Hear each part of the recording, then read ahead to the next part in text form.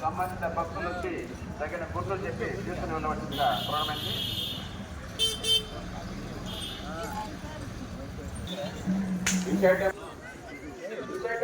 Line త్వరగా తీసుకోండి.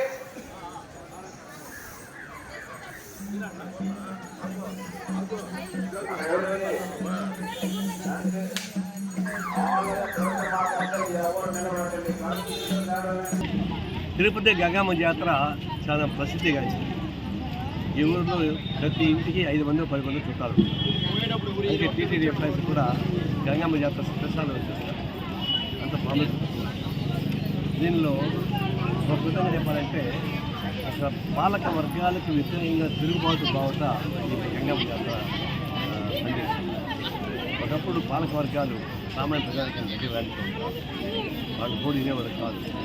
వాళ్ళందరికీ ఆవేశం వచ్చి ధర్మ బూతులు తిప్పుకుంటూ బయటకు వస్తారు. అది గంగమ్మ జాతర రోజు మాత్రమే విపరీతమైన బూతులు తిప్పుతారు. ఆడవాళ్ళు చెప్తారు, వాళ్ళు చెప్తారు, వ్యాపారం చేసే వాళ్ళు చెప్తారు. కానీ ఎవరు ఏమి తప్పదు. ఎందుకంటే వాళ్ళకి సంవత్సరం మొత్తం మీదగా పంచుకునే ఆవేశం వస్తుంది. స్వేచ్ఛ పట్టండి. దీని యొక్క ఏంటంటే పాలక వర్గాలకు వ్యతిరేకంగా విజృంభించకుండా గంగమ్మ జాతర. నేను తిరుపతిలో ఉన్నప్పుడు యూత్ అంతా వచ్చేవాళ్ళు. ఆడవాళ్ళు మగవాళ్ళు ఆడవాళ్ళు వేసుకొని ఫోటోలు ఎక్కించుకొని తిరుగుతూ బీడీ దాకా తీర్పించేవాళ్ళు కూడా అంతా అది ఎంజాయ్ చేసాం.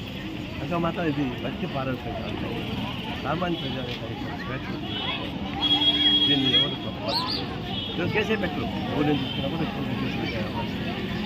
తర్వాత ఒక బాగా పట్టానికి ఒక వీటికి ఒప్పుకోవడానికి ఒక పోటీ పోయి కానీ అదంతా పోయి అన్ని కులాలు మతాలు కలిసి వేసుకుంటారు. ఈ ఏర్పాట్లు బాగా చేశారు. గతంలో ఏర్పాట్లు సైంటిఫిక్ ఏర్పాటు చేశారు. చాలా డ్రీమ్స్ పెట్టారు, ఐసీడీ పెట్టారు, పాలక